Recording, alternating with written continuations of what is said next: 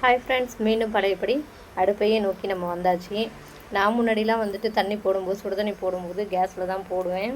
எனக்கு ஒரு சிலிண்டர் 30 நாள் டு 35 நாள் வரைக்கும் வரும்.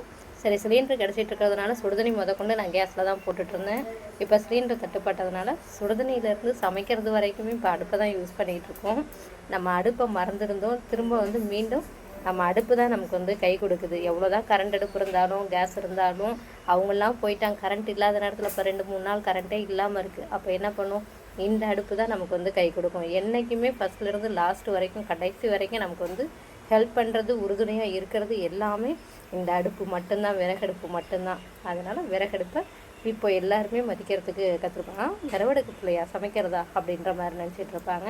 இப்போ ஐயோ விறகுலையே அப்படின்ற மாதிரி நினைப்பாங்க. உங்களுக்கு இந்த வீடியோ நான் சொன்னது பிடிச்சிருந்துச்சு அப்படின்னாக்க இந்த வீடியோவுக்கு ஒரு லைக் பண்ணிக்கோங்க. நம்மளுடைய சேனலை சப்ஸ்கிரைப் பண்ணி வச்சுக்கோங்க. Okay, thank you.